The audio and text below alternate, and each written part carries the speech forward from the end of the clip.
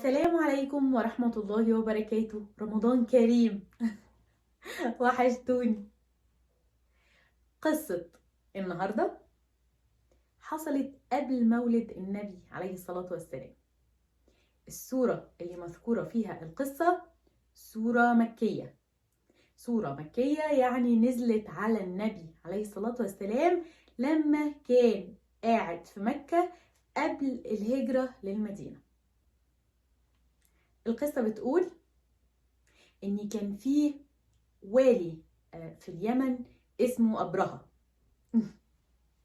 أبرهة كان غيران جدا إن العرب بيروحوا لمكة يحجوا عند بيت الله العتيق. فقرر أبرهة إن هو يبني كنيسة كبيرة في اليمن علشان يصرف أو يعني يخلي العرب ما يروحوش لمكة ويجي عنده. غيران جدا من ان العرب بيروحوا لمكة المكرمة يحجوا هناك. فقرر ان هو هيبني كنيسة اكبر من الكعبة. فعلا بنى أبرهة كنيسة كبيرة، لكن العرب ما راحوش الكنيسة بتاعته علشان يحجوا هناك بدل الكعبة. العرب لسه بيروحوا لبيت ربنا اللي في مكة.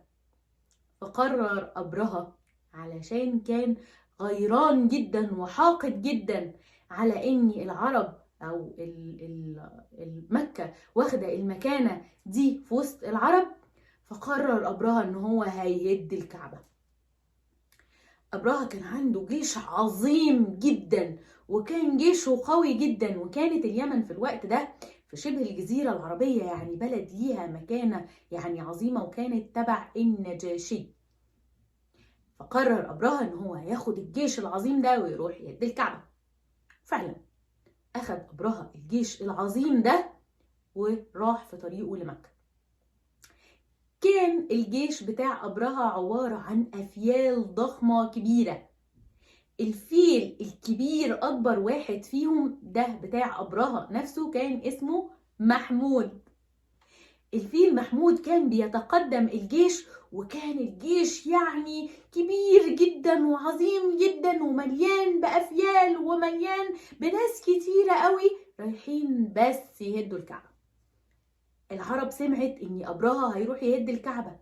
ابتدت العرب تتحرك، محدش قادر يوقف أبرهة لأن الجيش بتاعه عظيم. أي حد يطلع لأبرهة أبرهة بينتصر عليه، لغاية لما أبرهة وصل على مشارف مكة.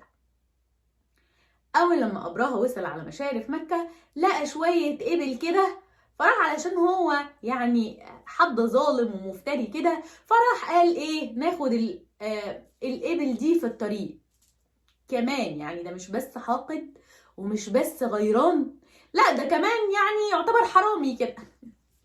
أخد أبرهة الإبل دي اللي هي يعني الانيمالز، اللي لقى شوية إبل يعني كاملز جمال على معيز على الحاجات اللي كان يعني الحيوانات اللي كانت عند العرب دي الإبل. فأخد أبرهة الإبل دي وكمل طريقه ناحية مكة لغاية لما وصل فعلا على مشارف مكة. الإبل دي كانت بتاعت عبد المطلب. عبد المطلب ده يبقى مين؟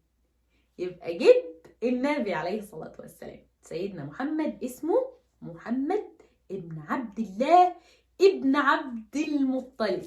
عبد المطلب ده بقى هو صاحب الإبل اللي خدها أبرهة. فراح عبد المطلب، يقال يعني ان هو ده شجاعة منه ان هو راح يقف قدام أبرهة، يعني هو أبرهة حاكم ظالم وهو عارف ان هو ممكن يموته، ويقال انها مش شجاعة ولا حاجة، هم اصلا كان المفروض يدافعوا عن بيت ربنا اكتر من كده. المهم ان أبرهة اول لما شاف عبد المطلب كان ليه هيبة كده في وسط قريش.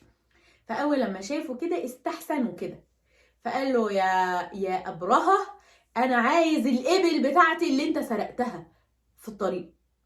أبرهة استغرب جدا. كل العرب اللي يعني واجهوا أبرهة كانوا بيتكلموا على بيت ربنا، ما كانوش بيتكلموا على الإبل.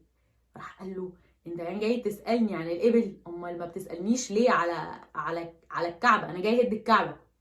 قال له انا رب الإبل، وللكعبة أو وللبيت رب يحميها.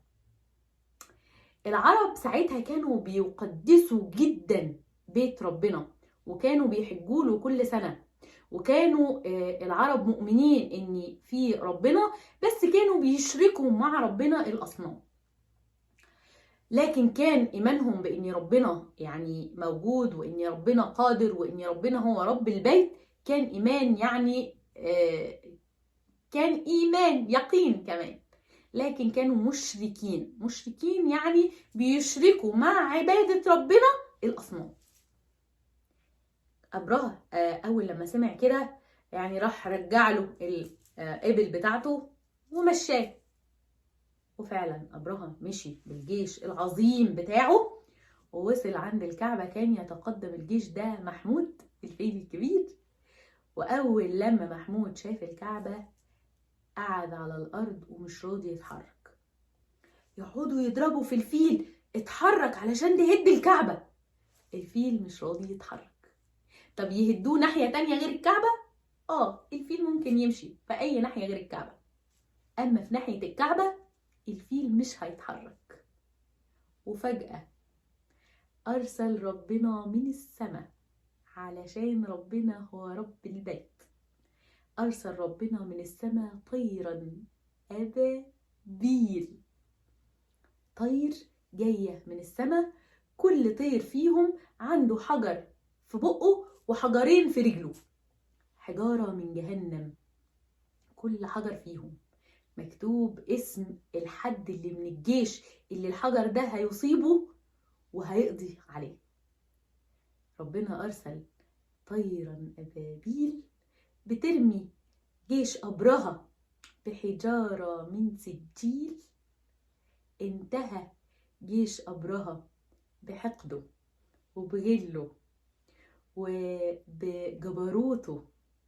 انتهى جيش أبرهة، وقعدت كعبة ربنا لغاية دلوقتي. لو عرفتوا الصورة اللي ذكرت فيها القصة، لو سمحتوا ارسلوا الإجابة الصحيحة على الإيميل على البيج بتاعتنا، واكتبوا اسمكم واكتبوا سنكم، علشان آخر رمضان هيبقى فيه جوائز كتيرة قوي معانا في حكايات شهرزاد، مسابقة قصص القرآن الكريم. كل سنة وانتوا بخير، واستنونا بكرة إن شاء الله في قصة جديدة من قصص القرآن الكريم. استنونا.